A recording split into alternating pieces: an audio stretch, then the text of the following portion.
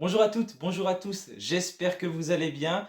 Aujourd'hui, on se retrouve pour le débrief du match entre Saint-Étienne et Nîmes, deuxième journée de Ligue 2. Bon, déjà, désolé, ce débrief, il est un peu tardif. Je vous avais dit qu'il allait arriver plutôt samedi soir ou dimanche. Je n'ai pas pu regarder ce match avant, je viens de le regarder là il y a quelques instants, donc ce lundi après-midi. C'est pour ça que je sors le débrief maintenant. Mais bon, c'est pas grave, hein, on peut toujours parler de ce match, sachant que le prochain arrive dans une semaine, parce que les Verts se déplaceront donc sur la pelouse de Quevilly-Rouen, lundi à 20h45, toujours sur Beansport. Et je pense également que la qualité du son n'est pas optimale, parce que ce débrief, je l'ai déjà tourné avant, il y a quelques minutes, et je viens de me rendre compte au montage tout simplement qu'il n'y a pas de son, parce que mon micro a décidé de me lâcher comme ça, sans prévenir, donc c'est pour ça que je le retourne là. J'espère que ça va quand même aller pour le son, il faudra que je retrouve un autre micro. Mais bref, c'est pas grave, ça ne nous empêche pas de parler de Saint-Étienne et de cette deuxième journée. Je n'avais pas vu la rencontre, mais j'imaginais bien ce qui s'était passé. Déjà, Laurent Batles a décidé de changer de dispositif. On va avoir l'occasion d'y revenir, passant à une défense à 4. Et les matchs, ils se ressemblent quand même, malgré le fait que j'ai trouvé que Saint-Étienne a mis un bon état d'esprit, notamment en première période, ce qui était totalement différent lors du match contre Dijon. Mais il y a des choses qui paraissent normales à Saint-Étienne, j'ai envie de dire. On a le ballon, là ça a été flagrant, on a vraiment eu la possession du ballon, mais on n'en fait pas grand chose puisqu'on n'arrive pas à se créer d'occasion et au final c'est l'autre équipe qui ouvre le score sur un espèce, j'ai envie de dire, de contre, même si là c'était pas un contre, mais plutôt une action qu'ils ont construit de leur propre camp, mais c'est quand même Saint-Etienne qui avait une attaque avant et ensuite Nîmes qui se projette et qui va réussir à marquer un but, mais on va en parler tout à l'heure. Bref, à Saint-Etienne c'est toujours la même chose, on a moins 2 points au classement. Mais pour autant, j'ai quand même noté des choses positives, donc on va avoir l'occasion d'y revenir dans ce débrief et notamment dans la dernière partie. Là, on va commencer en résumant la rencontre. On va bien sûr parler de la composition mise en place par Laurent Batles.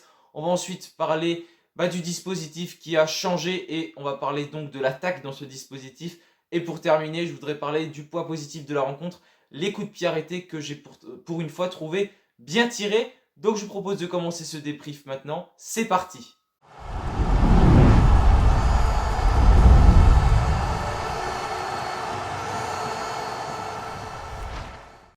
Tout d'abord, on va commencer par la composition alignée par Laurent Batles.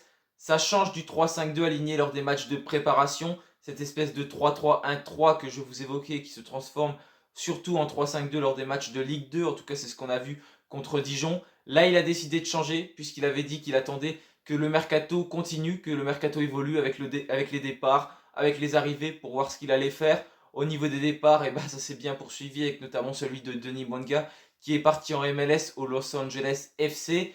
Il lui restait un an de contrat, il est parti pour entre 4,5 millions et 5 millions d'euros, pas 80 millions d'euros malheureusement, mais c'est je pense déjà une bonne affaire alors qu'il lui restait seulement un an de contrat, ça on le savait, ça a été fait, et c'était fait dans les tout derniers instants du mercato des États-Unis. Ensuite, on a également eu des autres départs avec celui de Gourna avant et également celui de Zaid Youssouf qui est parti au Portugal. Saint-Etienne s'est fait environ 20 millions d'euros, donc ça c'est une bonne chose. Ça va peut-être nous aider à recruter, même si on sait qu'il y a un déficit structurel à Saint-Etienne, mais il va y avoir peut-être d'autres départs, avec notamment celui de Charlaby, que Laurent Batles ne compte pas dessus, et il pourrait partir en prêt du côté de Valenciennes, Valenciennes qui payerait son salaire, environ 20 000 euros par mois, et Charlaby qui ne serait pas payé, son prêt ne serait pas payant par contre, et il y aurait également d'autres joueurs qui seraient peut-être sur le départ, mais ça on en parle depuis un moment. Harold Moukoudi qui est un indésirable de Laurent Batles, on l'a vu d'ailleurs, il n'a pas été aligné, il n'a pas joué une seule minute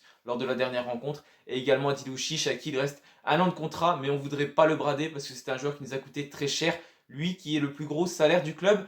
Donc enfin bref, Laurent Batles il a aligné une défense à 4, la même que je vous avais dit lors de l'avant-match. Tout d'abord bien sûr au cage Etienne Green, ensuite sur les côtés Palencia à droite qui remplace donc Masson, Masson qui avait fait un très mauvais match contre Dijon et Laurent Batles ne lui a pas raccordé du tout sa confiance, il ne l'avait même pas convoqué dans le groupe. À gauche, on pouvait retrouver Gabriel Silva, une défense centrale composée de Nadé et de Giraudon.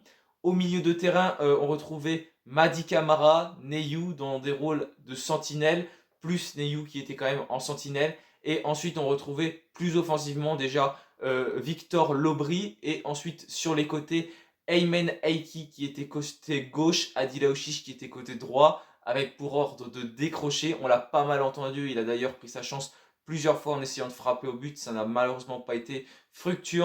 Et ensuite, on a retrouvé bien sûr Jean-Philippe Crasso en pointe de l'attaque, parce que oui, on n'a pas forcément le choix à Saint-Etienne. On l'a vu dans le groupe convoqué par Laurent Batles, il y avait seulement 3 joueurs offensifs, avec bien sûr Jean-Philippe Crasso, Aymen Aiki et Adil Aouchiche. Adil Aouchiche que je ne considère pas forcément comme un attaquant, d'ailleurs je considère plus que c'est un milieu offensif. Donc ça fait trop peu d'attaquants, trop peu de joueurs qui ont de l'expérience d'ailleurs, parce que Jean-Philippe Crasso, il n'y a pas si longtemps que ça, il était à Épinal et on l'a recruté parce qu'il a fait un bon match contre Saint-Etienne, je le rappelle quand même, et il était parti en prêt du côté d'Ajaccio. Son prêt avait été bon l'année dernière, certes, mais pour autant, il était quand même aligné avec un autre bon attaquant à ses côtés. Donc voilà pour cette composition de Laurent Batles. Si on résume globalement ce match, j'ai été pas mal surpris par l'entame de match des Verts parce que je trouve qu'elle a été très très bonne. Il y a eu des bonnes intentions, des bonnes intentions. Ce que je reprochais, c'est qu'on joue beaucoup trop lentement, alors qu'en début de première période, ça n'a pas forcément été le cas. Ça combinait bien, même techniquement, c'était très propre. On jouait pas mal sur les côtés, notamment côté gauche, où on trouvait Aymen Aiki, Adil Aouchiche, on le trouvait côté droit, même Gabriel Silva qui montait. Malheureusement, ses centres ne se concluaient pas par une tête stéphanoise parce qu'ils étaient souvent contrés. Mais les Verts qui ont mis de bonnes intentions, contrairement au match face à Dijon où ça n'a pas du tout été le cas. Là, à Geoffroy Guichard, qui était à huis clos, on ne peut pas dire que c'était devant notre public, donc c'est pour ça qu'ils ont fait ça. Mais je pense que Laurent Batles a eu des mots très forts après la dernière rencontre, et ça s'est senti parce que l'entame de match, elle a été bonne avec un dispositif plus rassurant et ses 4 défenseurs. En tout cas, voilà pour cette entame de match, mais malheureusement, il n'y a pas eu d'occasion réelle de la part des Stéphanois, même si Adila Ouchiche a tiré 1 ou 2 fois au but. Mais il a attendu trop longtemps. À un moment donné, il file devant le but et il attend. C'est contré par un Nîmois. Il y a une autre de ses frappes qui a été contrée. Et on peut s'y attendre. C'est souvent ça, Saint-Etienne. On ronronne devant le but et derrière, bah, ça fait mouche parce que l'autre équipe, elle ne se fait pas prier. Une perte de balle stéphanoise et puis ça peut mettre en danger. Il y en a eu beaucoup, des deux Camara, des deux Neyou. Et tout de suite, Etienne Green a dû intervenir, pas en arrêtant le ballon, mais en plongeant dans les pieds des attaquants nîmois, parce qu'il n'a pas vraiment fait d'arrêt, Etienne Green, durant ce match, parce qu'il n'y a pas forcément eu d'occasion nîmoise. Et puis il va y avoir ce but qui va atterrir entre la 25e et la 30e minute de jeu. Les Nîmois qui partent de leur camp après une occasion stéphanoise. Et puis là, Neyou qui lâche totalement Thomasson en marquage, qui part droit au but et qui va tout simplement marquer et tromper Etienne Green. Qui est fautif? Je pense que c'est surtout Neyou sur ce but parce qu'il lâche ce marquage. Giraudon était revenu mais trop tardivement sur l'attaquant nîmois et du coup bah, il bouche mal l'angle, bah, il ferme mal l'angle et Etienne Green qui se fait avoir sur son côté droit. Pour le coup, il y en a beaucoup qui tombent sur Etienne Green, je ne suis pas d'accord là-dessus parce que je pense pas qu'il soit forcément fautif et c'est pas de la mauvaise foi, pas parce que j'aime bien Etienne Green, hein, parce que ça aurait été n'importe quel autre gardien, je lui serais pas tombé dessus. Parce que là, je trouve que l'angle, il est quand même bouché. C'est pas forcément d'avoir de la visibilité alors que Giraudon est devant lui. Giraudon, il essaye de boucher l'angle et de déporter le joueur nîmois pour qu'il tire à la gauche d'Etienne Green.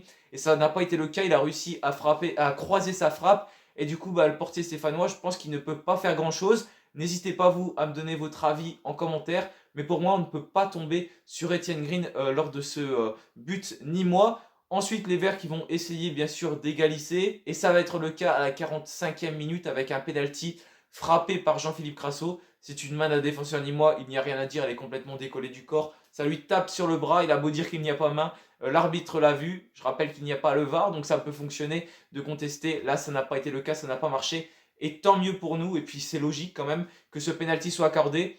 Et Jean-Philippe Crasso qui le transforme, on peut dire qu'il le transforme formidablement parce que bien sûr il n'est pas forcément bien tiré ce penalty, mais il est bien tiré quand même parce qu'il attend que le gardien plonge, le gardien qui est parti trop tôt, et Crasso qui a eu le coup d'œil et qui du coup l'a mis en plein centre et ça a suffi. C'était un peu un penalty à la Neymar qui n'avait pas beaucoup de force, qui était très lent et le gardien était parti avant. Donc en tout cas on peut dire qu'il est bien tiré parce qu'il finit au fond. Il a quand même eu cette aisance d'attendre, il n'a pas du tout paniqué devant le but. Donc ça c'est quand même à saluer. Et en deuxième mi-temps, les intensités, elles n'étaient pas forcément très très présentes, surtout en début de première mi-temps, de deuxième mi-temps. Ça va changer ensuite avec l'entrée de Mathieu Cafaro, les Verts qui vont avoir plus d'occasions, parce qu'on prend notre chance tout simplement de loin. Il va y avoir plusieurs frappes qui se suivent, avec Gabriel Silva tout d'abord qui est contré. Ensuite, on va avoir Mathieu Cafaro, Jimmy Giraudon également, ça passe pas loin. Là, on peut peut souligner le bel arrêt du gardien de Nîmes. En tout cas, c'est sûr qu'on aurait peut-être pu réussir à marquer ce deuxième but à ce moment-là, mais ça n'a pas suffi parce que les Nîmois, ils ont été très bons défensivement, très présents et ils n'ont pas laissé beaucoup de failles. Et c'est pareil, nous, on n'a pas mis assez de vitesse durant cette deuxième mi-temps qui va se conclure sur un score de 1 but partout. Il y aurait également pu avoir un penalty pour Nîmes, ça il faut le dire, je pense qu'il aurait dû être sifflé d'ailleurs ce penalty parce que Michael Nadé il fait une faute dans la surface, mais on a de la chance avec le VAR, là c'est sûr que ça faisait penalty, on revenait dessus. Là ça n'a pas été le cas et du coup Saint-Etienne qui s'en sort très bien et on finit ce match sur le score de 1 but partout et on compte toujours nos moins de points au classement général. Bien évidemment, on ouvrait ce bal en Ligue 2, du coup j'ai pu voir les autres matchs, il manque juste un match ce lundi soir, mais pour l'instant il n'y a que Guingamp qui compte 6 points au classement, Bordeaux qui est deuxième avec 4 points, donc on compte déjà 6 points de retard sur le deuxième qui va donc monter en Ligue 2, il n'y a que, en Ligue 1, il n'y a que le premier et le deuxième qui monteront cette saison et les 4 derniers vont descendre. En tout cas, on compte déjà pas mal de points de retard, même si le projet bien sûr est sur 2 ans, mais ce qu'on voit pour l'instant c'est que on pêche offensivement, même si je trouve qu'il y a eu des bonnes intentions dans le jeu. Donc dans ce match, tout n'est pas à jeter et ça va nous permettre de parler de ce dispositif mis en place par Laurent Batles.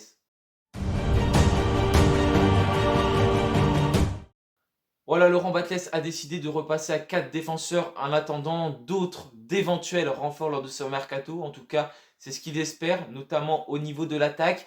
Et cette défense à 4 a-t-elle bien marché? Quel est votre avis?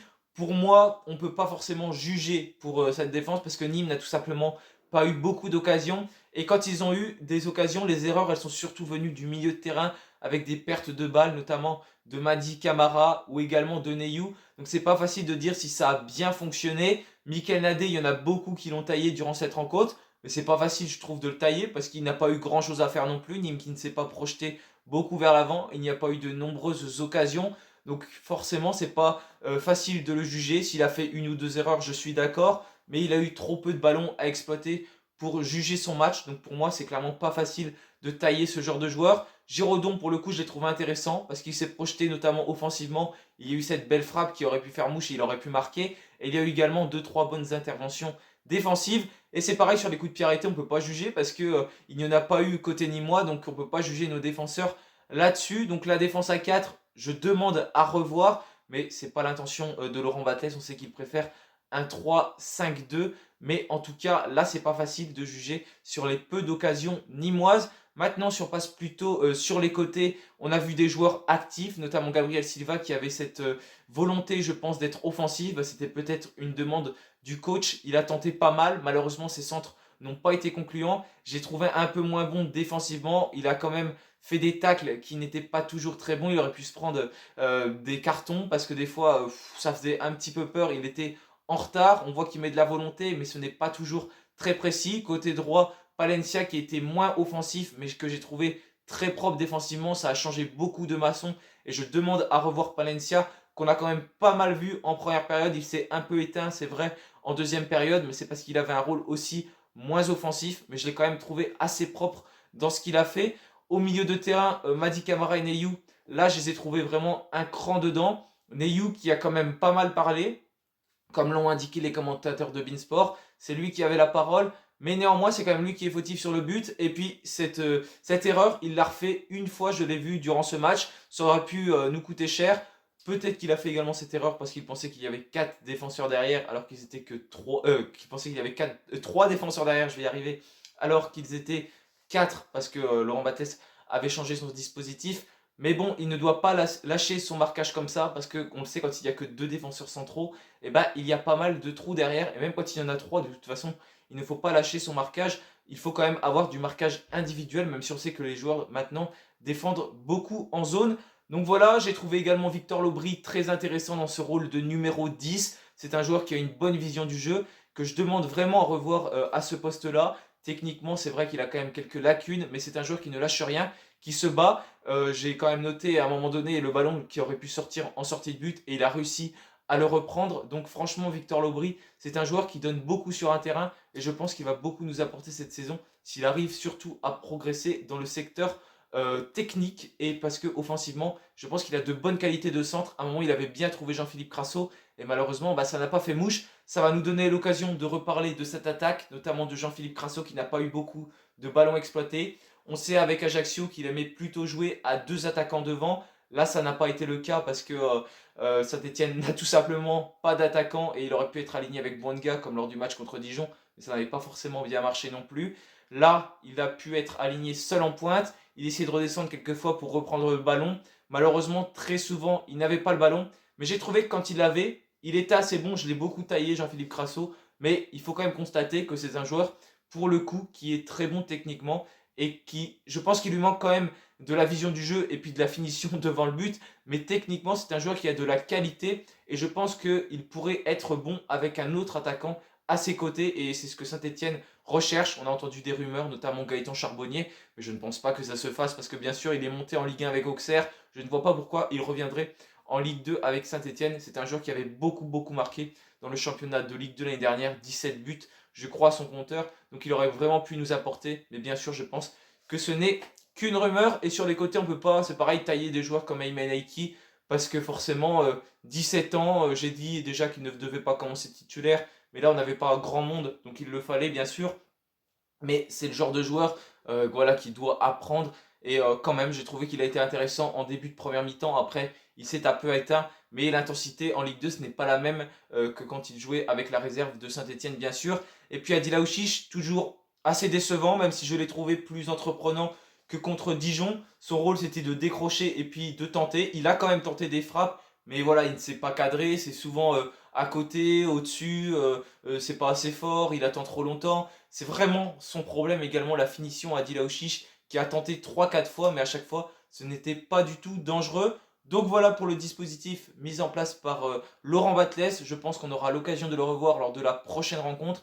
Et je pense que ce n'est pas plus mal, en tout cas, en attendant que d'autres joueurs arrivent. Avec l'arrivée de Briançon, le retour de Briançon en défense, ça va peut-être aider vraiment à la stabiliser. Une défense Giraudon-Briançon, je demande à voir parce que Giraudon a quand même été très bon et il a aussi été bon offensivement, lui qui a quand même tenté et qui aurait pu marquer un but pour Saint-Etienne. Maintenant, on va parler dans la dernière partie de cette vidéo, les coups de pied arrêtés, parce que j'ai trouvé que c'était une arme très importante lors de ce match. Voilà les coups de pied arrêtés qui ont été une arme très importante. Malheureusement, ça ne nous a pas permis de marquer, mais ça nous a quand même donné des opportunités très intéressantes. Ça avait été totalement le contraire contre Dijon, Adil Aouchiche qui les frappait n'importe comment et qui ratterrissait vraiment n'importe où, jamais sur un joueur de Saint-Etienne. Là, je pense que ça a été travaillé lors de la préparation de cette rencontre, notamment en début de semaine, parce qu'il y avait une combinaison, ça se voyait, on cherchait souvent Mady Camara au deuxième poteau.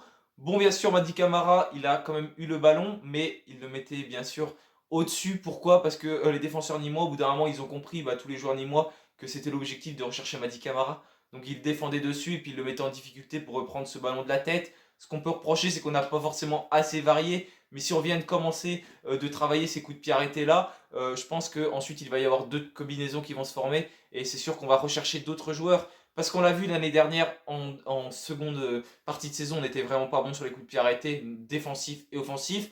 Là, défensif, on ne peut pas juger parce qu'il n'y en a pas eu de corner, je crois, pour Nîmes, même de coups francs. Donc c'est pas facile de savoir. Mais offensivement, on était bon en première partie de saison dernière. D'ailleurs, on a marqué des buts avec Seydousso, Crasso, Nadé, Mady Camara. Là, c'est pour ça qu'il faut remettre en place ces coups de pied arrêtés. La plupart de ces joueurs sont encore là. Et quand on n'était pas bon offensivement, il faut vraiment s'appuyer sur ce secteur-là. Et c'est ce que Saint-Etienne va peut-être enfin faire. Et ce serait temps parce que on l'a vu même pour le match de préparation, on n'a pas été très bon. Je pense que c'est quelque chose qui vient vraiment d'être travaillé. Et si on arrive à varier ces coups de pied arrêtés là, au bout d'un moment, ça va rentrer et on va pouvoir peut-être réussir à marquer des buts. Mais ce qui est important en tout cas, c'est d'être tueur devant les cages et de réussir à ouvrir le score plutôt que de se prendre ce premier but. On l'a également vu sur les coups francs, ça a été pareil. Quand Cafaro les a frappés, Saint-Etienne qui a réussi à les reprendre au deuxième poteau, c'était plus Mady Camara, mais c'était des autres joueurs, avec Gabriel Silva notamment.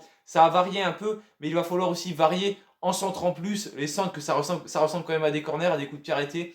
C'est dans ce secteur-là qu'on n'est pas forcément très bon. Mais quand Masson n'est plus là, forcément, les centres qui arrivent quand même à être de meilleure qualité. Parce que j'ai noté un joueur qui était très bon sur ces centres, c'est Victor Lobry. À un moment, il a trouvé Jean-Philippe Crasso. Il était malheureusement hors jeu, il n'a pas marqué. Mais il a repris Victor Lobry qui semble avoir une bonne qualité de centre. Et puis Mathieu Caffarao, on le sait aussi, c'est un joueur qui a un très très bon pied et que ça peut faire mouche sur les différents centres. Voilà, j'ai terminé pour ce débrief. Merci à tous de l'avoir suivi. On se retrouvera pour une nouvelle vidéo bientôt. Ce sera sans doute l'avant-match contre Quevilly-Rouen, à moins qu'il ait de l'actualité à dire. D'ici là, voilà, merci à tous d'avoir suivi cette vidéo. Je vous souhaite une bonne après-midi. Et puis, allez les Verts. Et désolé pour le débrief qui est sorti tard et les problèmes de son. Salut à tous!